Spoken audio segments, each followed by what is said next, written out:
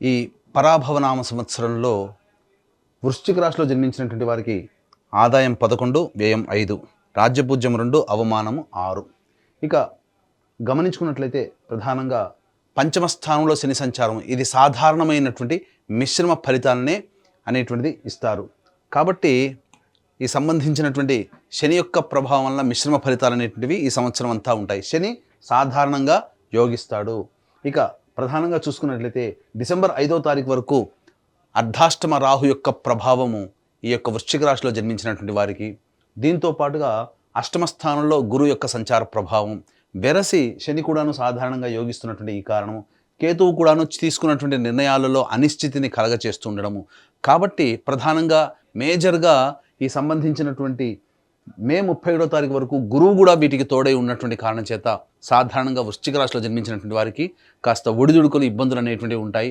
ప్రతి పనులలో ఆటంకాలు అనేటువంటివి మే 31వ తారీఖు వరకు చాలా డ్రాస్టిక్గా నెగిటివ్ చేంజెస్ అనేటువంటివి చూసే అవకాశం ఉంటుంది. కానీ ఎప్పుడు ఒకే రకంగా ఉంటుందానంటే దీని తదనంతరం మిగతా గ్రహాల యొక్క అనుగ్రహం కూడా సంపూర్ణంగా ఉండడం వల్ల ఒక్క గురువు మాత్రమే మిమ్మల్ని రక్షిస్తాడు. గురువు అంటేనే దైవము, అలాగే పెద్దలు.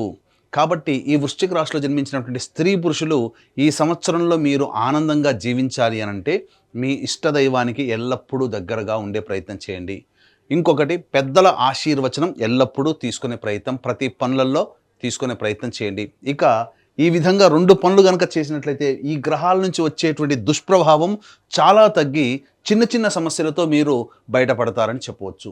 ఇక అక్టోబర్ 31 నుంచి ఇక్కడ గమనించుకున్నట్లయితే జూన్ 1వ తారీఖు నుంచి అక్టోబర్ 30వ తారీఖు వరకు గురువు కర్కాటక రాశిలో నవమ స్థానంలో సంచారం చేస్తున్నటువంటి ఈ కారణం చేత అర్ధాష్టమ రాహు దోషమైనప్పటికీ కూడా, అలాగే శని ప్రభావం అయినప్పటికీ కూడా అన్ని విధాలుగా ఈ గురువు కంట్రోల్లోకి వెళ్ళిపోయి ఆనందకరమైనటువంటి జీవితాన్ని పొందుతారని చెప్పవచ్చు.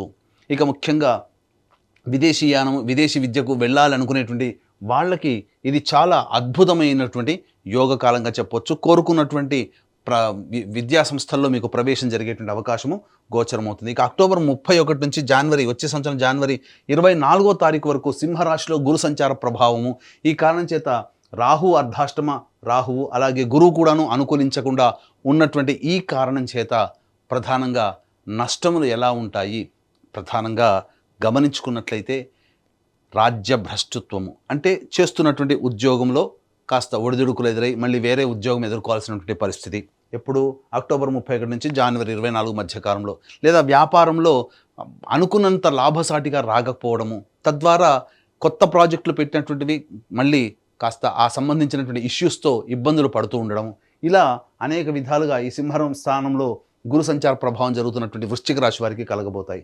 ఇక మళ్ళీ జనవరి 24 నుంచి వచ్చే సంవత్సరం ఉగాది వరకు మళ్ళీ కర్కాటక రాశిలో ప్రవేశం చేస్తున్నటువంటి ఈ కారణం చేత ప్రధానంగా ఈ సంబంధించినటువంటి ఇబ్బందుల నుంచి బయటపడడానికి మళ్ళీ మార్గం సుగమం. అంటే ఎక్కడైనప్పటికీ కూడాను మీ యొక్క జీవితంలో ఈ వృశ్చిక రాశిలో జన్మించినటువంటి వారికి గురువే ప్రధానంగా యోగకరుడు అవుతున్నాడు. మిగతా పాపగ్రహాల యొక్క ప్రభావం అధికంగా ఉన్నటువంటి ఈ కారణం చేత ఎంతవరకు యోగిస్తాడండి గురువు? ఒక్క గురువు మాత్రమే ఎంతవరకు పట్టుకొని పైకి రాగలుగుతాడు. అందుకనే సాధారణంగా మీకు యోగించే గ్రహము గురువుతో పాటుగా మీరు నిత్యం కొలిచే ఇష్టదైవాన్ని మీరు ఎప్పుడు కూడాను దగ్గరగా ఉన్నట్లయితే ఆ దైవ అనుగ్రహం కూడా మీ మీద ప్రసరించి మీకు అనుకున్నటువంటి విజయాలు మీరు పొందగలుగుతారు. ఇక డిసెంబర్ 5 తర్వాత రాహువు తృతీయ స్థానంలో సంచారం చేస్తుండడం, కేతువు నవమ స్థానంలో సంచారం చేస్తుండడం, ఇది ఒక విధంగా కలిసి వచ్చేటువంటి సమయం చెప్పవచ్చు. అనగా అప్పటి వరకు పడినటువంటి కష్టాల నుంచి కాస్త వెసులుబాటు అనేటువంటిది జరిగి తీరుతుంది. ఇక గమనించుకున్నట్లయితే సాధారణంగా నిరుద్యోగస్తులు ప్రధానంగా ఉద్యోగం ఎప్పుడు లభిస్తుంది, ఆల్రెడీ ఉద్యోగం చేస్తున్నటువంటి వాళ్ళు వేరే సంస్థల్లోకి ప్రయత్నం చేయాలంటే ఏ సమయంలో ప్రయత్నం చేయాలి, అంతేకాకుండా ఇక్కడ ప్రధానంగా కేంద్ర రాష్ట్ర ప్రభుత్వంలో పనిచేసేటువంటి వ్యక్తులు ఎవరైతే ఉంటారో వాళ్ళకి ప్రమోషన్స్ లేదా బదిలీలు ఎప్పుడు ఏ సమయంలో కలుగుతాయి, అన్నిటికంటే ముఖ్యంగా కేంద్ర రాష్ట్ర ప్రభుత్వాలలో సంబంధించి పనిచేసే కాంట్రాక్టర్స్ ఎప్పుడు బిల్స్ పాస్ అవుతాయి, ధనం ఎప్పుడు మనకు లభిస్తుంది, అలాగే కొత్త కాంట్రాక్టులు ఎప్పుడు చేజిక్కించుకోవాలి అనేటువంటి యొక్క విషయాలు కనుక మనం చూసుకున్నట్లయితే ఈ యొక్క వృశ్చిక రాశిలో జన్మించినటువంటి వారికి ప్రధానంగా ఈ సంవత్సరం 14 ఏప్రిల్ నుంచి 14 మే వరకు ఉన్నటువంటి సమయం చాలా అద్భుతంగా చెప్పవచ్చు. అలాగే 17 ఆగస్టు నుంచి 17 అక్టోబర్ మధ్య ఉన్నటువంటి కాలము అనుకూలంగా మంచి సమయం చెప్పవచ్చు. మరియు వచ్చే సంవత్సరం 14 జనవరి నుంచి 12 ఫిబ్రవరి వరకు ఉన్నటువంటి కాలము మంచి సమయం. ఈ సమయంలోనే నిరుద్యోగస్తులు ఉద్యోగము, వేరే ఉద్యోగాలలో వేరే సంస్థల్లో ప్రయత్నం చేసుకోవడం, కాంట్రాక్టర్స్కి బిల్స్ పాస్ అవ్వడం, కొత్త కాంట్రాక్ట్స్, అలాగే కోరుకున్న చోట బదిలీలు అనేటువంటివి జరుగుతాయి.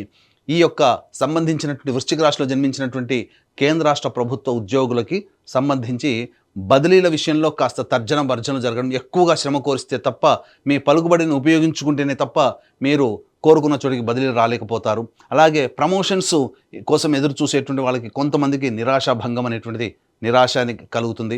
కాబట్టి జాగ్రత్తగా దైవానుగ్రహాన్ని పొందే ప్రయత్నం చేస్తేనే మీరు అనుకున్న విధంగా మీరు జీవించగలుగుతారని చెప్పవచ్చు. అయితే ఈ వృశ్చిక రాశి వారికి చాలా నెలలు అనగా ఉన్నటువంటి సమయంలో 5 నెలలు అనుకూలం, 7 నెలలు అనుకూలంగా లేని కారణం చేత ప్రధానంగా సంబంధించినటువంటి దోష నివారణ అనేటువంటిది మీరు ఖచ్చితంగా దైవ అనుగ్రహం కోసం పాటుపడాలి. ఈ వృశ్చిక రాశి వారితో పాటుగా 12 రాశిలో జన్మించినటువంటి వారికి మంచి ఎక్కువ జరగాలి, చెడు తక్కువ జరగాలి అనేటువంటి ఒక సదుద్దేశంతో మన పీఠమాధ్వర్యంలో ఏప్రిల్ 1వ తారీఖు రోజున చైత్ర పౌర్ణమి సందర్భంగా సాయంకాలం 6 గంటలకి అనగా హస్తా నక్షత్రం ఉన్నటువంటి అతి శీఘ్ర ఫలితాన్ని ఇచ్చే హస్తా నక్షత్రం ఉన్నటువంటి రోజున సంబంధించి సర్వదోష నివారణ పూజలు హోమాలలో భాగంగా నవగ్రహాల యొక్క అనుగ్రహం కోసం నవగ్రహ పాశుపత హోమము, అలాగే ఆరోగ్యం కోసం మృత్యుంజయ హోమము, అలాగే సకల కార్యసిద్ధికి శత్రుజయానికి సర్వకార్య సిద్ధికి సుదర్శన హోమము, రుద్రహోమంతో పాటుగా విద్య ఉద్యోగ ప్రాప్తి, దాంపత్య వివాహ ప్రాప్తి కోసమై లక్ష్మీ మూలమంత్ర సంపుటిత లక్ష్మీ సూక్త హోమాన్ని జరిపించి శక్తిపాతము చేసినటువంటి కరుంగలి మాల ఇవ్వడం జరుగుతుంది. అవకాశం ఉన్నటువంటి వాళ్ళు 1వ తారీఖు రోజున మధ్యాహ్నం 3 గంటల లోపల స్క్రీన్పై కనిపిస్తున్నటువంటి నెంబర్కి కాంటాక్ట్ చేసి మీ గోత్రనామాదులు నమోదు చేసుకోవచ్చు. ఇక గమనించుకున్నట్లయితే ఈ యొక్క వృశ్చిక రాశిలో జన్మించినటువంటి వారికి 2 ఏప్రిల్ నుంచి 10 మే వరకు ఉన్నటువంటి సమయం ప్రధానంగా గమనించుకుంటే ఆరోగ్యం పట్ల శ్రద్ధ వహించాల్సినటువంటిది, శస్త్రచికిత్సలు జరిగేటువంటి అవకాశం కూడా గోచరమవుతుంది. అలాగే ఎక్కువగా ధన నష్టం సూచిస్తుంది, సరిగ్గా నిద్ర పట్టలేని పరిస్థితి ఎదురవుతుంది, సంతానం కొరకై ఎక్కువగా ఆందోళన చెందాల్సినటువంటి పరిస్థితి. ఇక 11 మే నుంచి 19 జూన్ మధ్య ఉన్నటువంటి కాలం అన్ని విధాలుగా అనుకూలంగా ఉండేటువంటి సమయముగా చెప్పబడుతుంది. ఏ పని చేసినా కూడా ఆ పనులలో విజయమే మీ సొంతం అవుతుంది. కాకపోతే గురువు అనుగ్రహం లేకపోవడం, కాబట్టి పెద్దల సలహాలు సూచనలతో కనుక ఉన్నట్లయితే ఈ యొక్క 11 మే నుంచి 19 జూన్ మధ్య ఉన్నటువంటి కాలం సంపూర్ణంగా విజయంగా ఉంటుందని చెప్పవచ్చు. 20 జూన్ నుంచి 1 ఆగస్టు మధ్య ఉన్నటువంటి కాలం చేస్తున్నటువంటి వృత్తి ఉద్యోగ వ్యాపారాల్లో కాస్త ఒడిదుడుకులు ఇబ్బందులు అనేటువంటి ఎదురవ్వడము, అలాగే ధనము నష్టమవడం, మీ యొక్క వాక్కు వలనే ఎక్కువగా సమస్యలు కొని తెచ్చుకోవడము, జీవిత భాగస్వామి వ్యాపార భాగస్వామి మధ్య విభేదాలు ఏర్పడడం జరుగుతుంది. ఇక 1 ఆగస్టు నుంచి 17 సెప్టెంబర్ మధ్య ఉన్నటువంటి కాలం ఏదైతే ఉంటుందో ముఖ్యంగా జ్వరపీడితులు అయ్యేటువంటి అవకాశం గోచరమవుతుంది. ధనం నష్టం ఎక్కువగా ఉంటుంది. తెలిసిన వారు సోదరి వలన ఎక్కువగా నష్టము, వాళ్ళని నమ్మి మోసపోవడం అనేటువంటిది జరుగుతుంది. ఇక 18 సెప్టెంబర్ నుంచి 11 నవంబర్ మధ్య ఉన్నటువంటి కాలం ఏదైతే ఉంటుందో అనవసరమైనటువంటి ప్రయాణాలు చేయాల్సినటువంటి పరిస్థితి రావడం, అలాగే ఇతరులని గుడ్డిగా నమ్మడము, తద్వారా వాళ్ళకి రుణాలు చేయడం అనేటువంటిది జరుగుతుంది. గృహంలో మనశ్శాంతిని కోల్పోతారు. వాహనం నడిపేటప్పుడు జాగ్రత్తలు పాటించాలి. తల్లిగారి ఆరోగ్యం పట్ల శ్రద్ధ వహించాలి. ఇక ప్రధానంగా 12 నవంబర్ నుంచి 8 సెప్టెంబర్ మధ్య ఉన్నటువంటి కాలం ఏదైతే ఉంటుందో ఈ కాలము చాలా అద్భుతమైనటువంటి మానసికమైనటువంటి సంతోషం అనేటువంటిది కలుగుతుంది. కానీ ప్రధానంగా మీరు అత్యుత్సాహము ఉండడం వల్ల ఎక్కువగా ఇబ్బందులు పడతారు. వాహనాన్ని నడిపేటప్పుడు కూడా జాగ్రత్తలు పాటించాలి. సంతానం మూలంగా కష్ట నష్టాలు సమస్యలు ఎదురవుతాయని చెప్పవచ్చు. అలాగే ఈ రాశిలో జన్మించినటువంటి విద్యార్థులకి ప్రధానంగా అష్టమ గురు ప్రభావంలో విద్యార్థులకి జ్ఞాపక శక్తి తక్కువగా ఉండడము, మే 31 లోపలనే మ్యాక్సిమం కాంపిటేటివ్ ఎగ్జామ్స్ అనేటువంటి ఉండడం, అకాడమిక్ ఇయర్ ఎగ్జామ్స్ కూడా ఉండడం వలన ఈ వృశ్చిక రాశిలో జన్మించినటువంటి విద్యార్థుల తల్లిదండ్రులు కాస్త దైవానుగ్రహాన్ని పొందే ప్రయత్నం చేస్తూ విద్యార్థులకి మంచి చెడు చెప్పుకునేటువంటి విధంగా ఉండాలి. అన్ని విధాలుగా వాళ్ళని ప్రిపేర్ చేసేటట్టుగా చూసుకోవాలి. అయితే విదేశీయానానికి మాత్రం అక్టోబర్ 31 నుంచి జనవరి 24వ తారీఖు వరకు ఉన్నటువంటి సమయం చాలా అద్భుతమైన కాలం అని చెప్పొచ్చు. అయితే ప్రధానంగా విదేశాల్లో నివసిస్తున్నటువంటి వాళ్ళకి ఉన్నటువంటి కాంట్రాక్ట్స్ అనేటివి ఈ సమయంలోనే కంటిన్యూ అవుతాయి. H1B వీసాలు అనేటివి సంప్రాప్తం అవుతాయని చెప్పొచ్చు. అయితే దూర ప్రాంత విదేశీ గమనానికి, విదేశీ విద్యకి సంబంధించి జనవరి 24 నుంచి వచ్చే సంవత్సరం ఉగాది వరకు అక్టోబర్ 31 నుంచి జనవరి 24వ తారీఖు వరకు ఉన్నటువంటి సమయం విదేశీ విద్యకు అనుకూలంగా ఉండేటువంటి సమయం. కాబట్టి ఈ సమయంలో ప్రయత్నం చేయండి. తప్పకుండా మీకు ప్రవేశం అనేటువంటిది లభిస్తుంది. కాకపోతే అక్కడికి వెళ్ళిన తర్వాత మాత్రం ఖచ్చితంగా గ్రహ సంచార ప్రభావం ఖచ్చితంగా కష్ట నష్టాలు ఎదుర్కోవాల్సి వస్తుంది ఈ సమయంలో. కాబట్టి ముందుగా ప్రిపేర్ అయ్యి ప్రయత్నం చేయండి.